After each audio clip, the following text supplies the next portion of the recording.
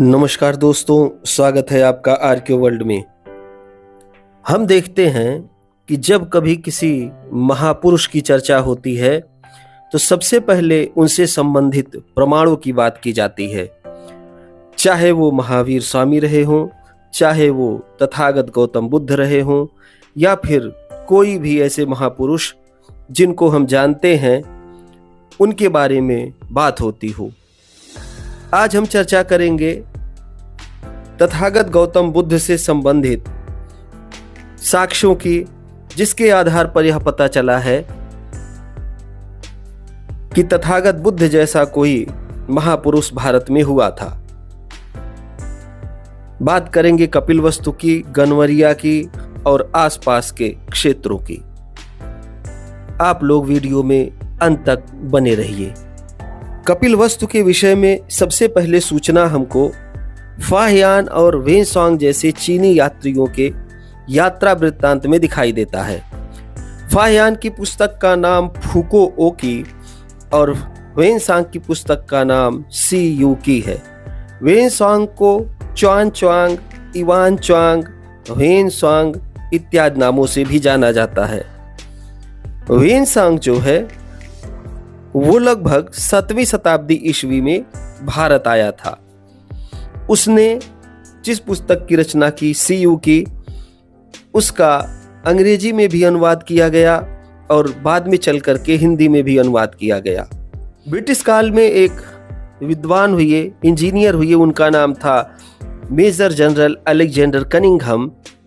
Major general Alexander Cunningham ने C you की का अध्ययन किया और उन्होंने भारत के विभिन्न बौद्ध स्थलों के विषय में सूचना एकत्रित की।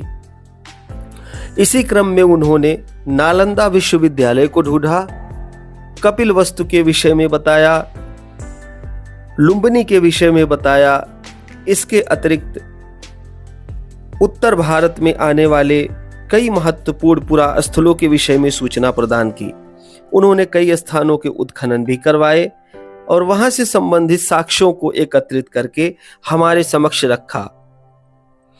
ऐसे ही उनकी एक पुस्तक है जिसका हिंदी में अनुवाद किया है प्रोफेसर विलास खरात और डॉक्टर प्रताप चाटसे ने। पुस्तक का नाम दिया है मेजर कनिंघम द्वारा लिखित प्राचीन भारत का ऐतिहासिक भूगोल। तो वेनसांग द्वारा जो यात्रा वृत्तांत प्रस्तुत किया गया है उसमें से एक महत्वपूर्ण स्थान कपिलवस्तु, जिसे वो कपिला कहता है, उसके विषय में हम लोग चर्चा करते हैं और उसी की किताब से देखने का प्रयास करते हैं कि वेनसांग इसके बारे में क्या बताता है। कपिला के विषय में सर अलेक्जेंडर कनिंघम बताते हैं कि श्रावस्ती से जो दोनों चीनी यात्री थे वो कपिला की ओर गए थे, जो संपूर्ण भारत में बुद्ध के जन्म स्थान के रूप में प्रसिद्ध था, और इसी कपिला का समीकरण कपिलवस्तु से लगाया जाता है, जो वर्तमान में उत्तर प्रदेश के सिद्धार्थनगर जिले में देखा जा सकता है। नेपाल और सिद्धार्थनगर की सीमा पर कपिलवस्तु को देखा जा सकता है। यहां से कई पुरातात्विक अवशेषों की प्राप्ति हुई है, जिससे यह पता चला है कि यही वो कपिलवस्तु था। वेनसांग ने इसे दक्षिण पूर्व में 500 ली अथवा 86 मील बताया है, परंतु पूर्ववर्ती तीर्थयात्री फाहियान के अनुसार इसकी दूरी इसी दिशा में 13 योजन अथवा 91 मील थी। ऐसा प्रतीत होता है कि 1 योजन अथवा 7 मील का अंतर कपिला एवं ककुछंद के जन्म स्थान की अपेक्षाकृत स्थिति के कारण हुआ है, जो एक दूसरे से 1 योजन की दूरी पर थे। फाहियान कपिला जाने से पूर्व ककुछंद के जन्म स्थान पर गया था, जबकि वेनसांग सर्वप्रथम कपिला गया था, तत्पश्चात ककुछंद के जन्म स्थान पर। चूंकि इस स्थान को संभावित रूप से नगर के पश्चिम में 8 मील की दूरी पर अवस्थित ककुआ नामक स्थान के अनुरूप समझा जा सकता है, मैं फाहियान के विवरण को ग्रहण करने का इच्छुक हूं। अब सहेत तथा नगर की मध्यवर्ती दूरी 81.5 मील से अधिक है, क्योंकि मैंने सहेत से अशोकपुर तक सड़क की दूरी 42.5 आंका था एवं भारतीय एटलस के विशाल मानचित्र पर सीधे माप से अशोक पर से नगर की दूरी 39 मील है।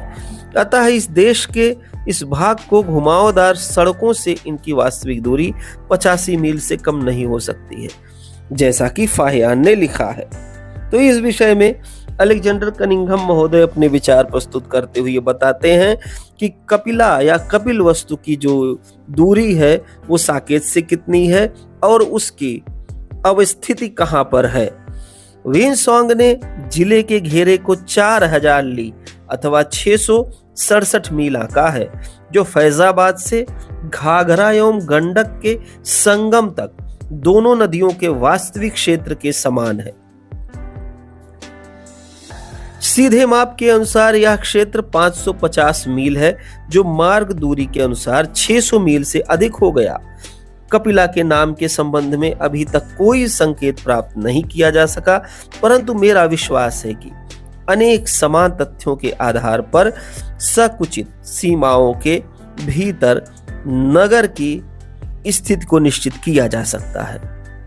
तो इस तरीके से बात करते हैं अलेक्जेंडर कनिंघम महोदय और कपिल वस्तु की स्थिति को बताने का प्रयास करते हैं। आगे इसमें वो बताते हैं कि कनिंघम बताते हैं और कहते हैं कि मैंने स्वयं नगर की यात्रा नहीं की है, परंतु मुझे सूचित किया गया है कि यहाँ एक खेड़ा अर्थात ईंटों का खंडहर या एक टीला है। इसके आसपास ईंटों के बने भवनों के अनेक खंडहर हैं।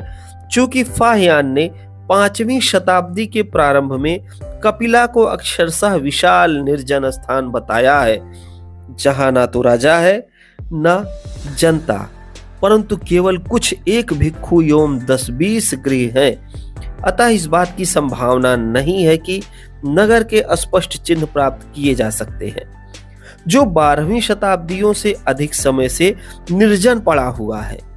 मतलब कनिंघम बता रहे हैं कि जहां कपिल वस्तु आज है वहां पर खंडहर पड़ा हुआ था ईंटों का, एक खेड़ा था जिसको ईंटों के खंडहर के रूप में उस समय जाना जाता था। वहां पर बस 10-20 भिक्षु ही थे और कुछ घर थे, बाकी सब खंडहर के रूप में बदल चुका था। और उनका मानना है कि लगभग 12 शताब्दियों से अधिक समय तक वो निर्जन पड़ा हुआ था। 7वीं शताब्दी के मध्य में वेनसोंग ने इस स्थान को इतना ध्वस्त देखा था कि उसके लिए यहाँ विस्तार जानना असंभव था। अतः मैं इस बात से संतुष्ट हूँ कि वर्तमान समय में विस्तृत खंडहरों का अभाव नगर के उस ठोस दावे को ठुकरा नहीं सकता, जो इसे कपिला के अनुरूप स्वीकार किए जाने के लिए प्राप्त है। इस क्षेत्र के अनेक स्थानों के नामों से इस अनुरूपता की पुष्टि होती है। यह नाम अधिक पवित्र स्थानों का प्रतिनिधित्व करते प्रतीत होते हैं, जो बौद्ध धर्म के प्रारंभिक इतिहास से प्रसिद्ध हुए हैं। तो इस तरीके से हम लोगों ने मेजर जनरल अलेक्जेंडर कनिंघम द्वारा बताए गए कपिल वस्तु के इतिहास के विषय में जाना। और अब हम देखते हैं कि वहां पर जो पुरातात्विक उत्खनन कार्य किए गए उससे क्या पता चला और जो विद्वान हैं वो क्या क्या बताते हैं कपिल वस्तु के बारे में। डॉक्टर कृष्णचंद्र श्रीवास्तव अपनी पुस्तक प्राचीन भारत का इतिहास तथा संस्कृति में कपिल वस्तु के विषय में बताते हैं कि नेपाल की तराई में यह स्थान स्थित था, जिसकी पहचान वर्तमान तिलौरा कोट नामक स्थान से की जाती है। कुछ विद्वान इसकी पहचान बस्ती जिले के पिपरावा नामक स्थान से करते हैं, जहां से प्राचीनतम बौद्ध स्तूप प्राप्त होता है। यहां शाक्यगढ़ राज्य की राजधानी थी, जहां के शासक गौतम बुद्ध के पिता शुद्धोधन थे। अश्वघोषकृत सौंदरानंद से पता चलता है कि हिमालय के अंचल में स्थित कपिल मुनि के आश्रम के स्थान पर यह नगर स्थापित किया गया था। तो यहाँ जो ये कपिल मुनि लिखा है, पहले भिक्षुओं को मुनि ही कहा जाता था और विनसोंग बताता है कि कपिला नाम के एक बौद्ध भिक्षु हुआ करते थे और उन्हीं के नाम पर इस क्षेत्र का नाम कपिलवस्तु पड़ा था। इसी कारण इस नगर का नाम कपिलवस्तु पड़ गया। कपिलस्य च तस्मिन्ना श्रम वास्तुनि यस्मात् तत्पुरम चक्रु अस्त अस्मात्।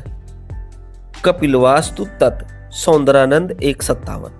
तथागत बुद्ध से संबंधित होने के कारण इस नगर का महत्व अधिक बढ़ गया। अशोक के समय में भी यह स्थान प्रसिद्ध था तथा अशोक ने वहां की यात्रा कर स्तूपादि बनवाया था। गुप्त काल तक आते आते 5वीं सदी तक यह नगर वीरान हो चुका था, जैसा कि चीनी यात्री फाहियान के विवरण से पता चलता है। अब बात करते हैं कपिलवस्तु से संबंधित पुरातात्विक साक्ष्यों की कि किन्होंने उत्खनन करवाया था और यहाँ से क्या क्या मिला हुआ है। तो कपिलवस्तु पिपरहवा नामक स्थान से यह स्थल उत्तर प्रदेश के सिद्धार्थनगर जिला मुख्यालय से लगभग 20 किलोमीटर तथा गोरखपुर जिला मुख्यालय से 105 किलोमीटर की दूरी पर स्थित है। 1898 ईस्वी में WC पेपे, जो बर्डपुर के तत्कालीन जमींदार थे, को यहाँ के उत्खनन से एक धातु कलश मिला था, जिसमें ब्राह्मी लिपि या धम्म लिपि में एक अभिलेख सुकिति भतिनम सभगनिकनम सपुत दलनम इयम सलिल निधने बुधस भगवते सकियानम, अर्थात भगवान बुद्ध या तथागत बुद्ध के भस्मावशेषों पर यह स्मारक शाक्य वंशीय सुकिति भाइयों, उनकी बहनों, बच्चों और स्त्रियों ने प्रतिस्थापित किया, ऐसा अंकित है। 1872-73 ईस्वी में कृष्ण मुरारी श्रीवास्तव, जिनको हम KM श्रीवास्तव के नाम से जानते हैं, इन्होंने यहाँ पर खुदाई करवाई थी, जिससे यहाँ से कपिलवस्तु नाम के लिखित काफी संख्या में मिट्टी की मुहरें मिली हैं। अब यह प्रमाणित हो चुका है कि पिपराहवा ही प्राचीन शाक्य वंश की राजधानी थी। यही कपिलवस्तु था और जहां से प्राप्त मुहरें, मृदभांड, स्तूप, अस्थिपात्र यहाँ के पुरातात्विक महत्व पर प्रकाश डालते हैं। यहाँ से प्राप्त स्तूप का व्यास 116 फीट है और ऊंचाई 21 फीट है। स्तूप में 16 इंच लंबी और 10 इंच चौड़ी ईंट का प्रयोग हुआ है। चीनी यात्री फाहियान एवं वेनसोंग ने भी इस स्थान की यात्रा की है। वेनसोंग लिखता है कि राजधानी कपिलवस्तु नष्ट हो चुकी है, खंडहर बन चुकी है। बुद्ध चरित में कपिलवस्तु को कपिलस्य वस्तु तथा ललित विस्तर और त्रिपिटक में कपिलपुर भी कहा गया है। बौद्ध साहित्य से यह ज्ञात होता है कि कपिलवस्तु कपिल नाम से प्रसिद्ध था। तो इस तरीके से हम लोगों ने देखा कि अलग अलग संदर्भों में कपिलवस्तु के विषय में क्या क्या सूचनाएं प्राप्त होती हैं।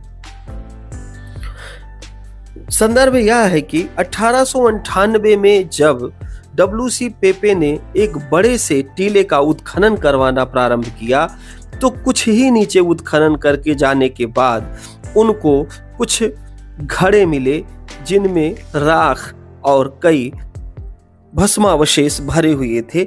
इसके अतिरिक्त कुछ सामग्रियां भी रखी हुई थी। ऐसे में उन्होंने यह जानने का प्रयास किया कि इसकी वास्तविकता क्या है, चूंकि तब तक यह पता नहीं चला था कि वही कपिलवस्तु है जहां पे सुद्धोधन या फिर सुकिति या तथागत बुद्ध के पिता शासन करते थे।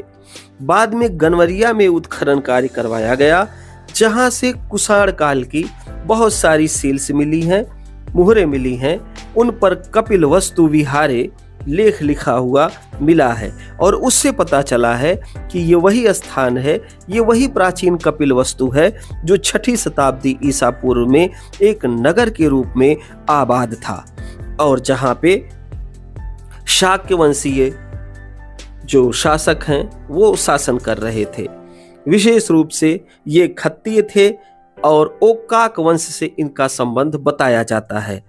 इस तरीके से आज हम लोगों ने कपिलवस्तु के विषय में जाना और इस बात का भी निराकरण इसी अवशेष और भस्मावशेषों से हो गया कि उस घड़े पर जो लेख लिखा हुआ मिला, सुकित भतिनम सभगनिकनम सपुत दलनम इयम सलिल निधने बुधस भगवतो सकियानम, इससे पता चला कि कोई सुकित नाम के थे व्यक्ति जिनके भस्मावशेषों को यहाँ रखा गया है उनके परिवारीजनों द्वारा। और जब हम बौद्ध पाली साहित्यों का अध्ययन करते हैं तो हमें पता चलता है कि कुशीनारा में महापरिनिर्वाण प्राप्त करने के पश्चात बुद्ध के अस्थि अवशेषों को लगभग 13-14 भागों में बांटा गया था, जिनमें से 8 राजाओं को दिया गया, बाकी जो त्रिदंडी हुआ करते थे या जो उनके उपासक थे, अनुयायी थे, उनको दे दिया गया था। और उन पर अलग अलग क्षेत्रों में अलग अलग 8 स्थानों पर स्तूप बनवाए गए थे। उसी में से एक था पिपरावा का स्तूप, जहां से WC पेपे को उत्खनन के दौरान एक घड़ा मिला हुआ था। वह संभवतः वही अस्थि कलश था, रेलिक कास्केट था, जिसको वो प्राप्त किए थे। आज यह relic casket national museum new Delhi में बहुत ही सम्मान पूर्वक रखा गया है। अलग अलग देशों में प्रदर्शनियों के रूप में इसको भेजा जाता है और यह भारत का एक गौरव माना जाता है या महत्वपूर्ण पुरावशेषों में आता है जो अंतर्राष्ट्रीय स्तर की ख्याति प्राप्त कर चुका है। तो आज बस इतना ही। वीडियो कैसा लगा मुझे कमेंट करके अवश्य बताइएगा। वीडियो में अंत तक बने रहने के लिए आप सभी लोगों का बहुत बहुत धन्यवाद।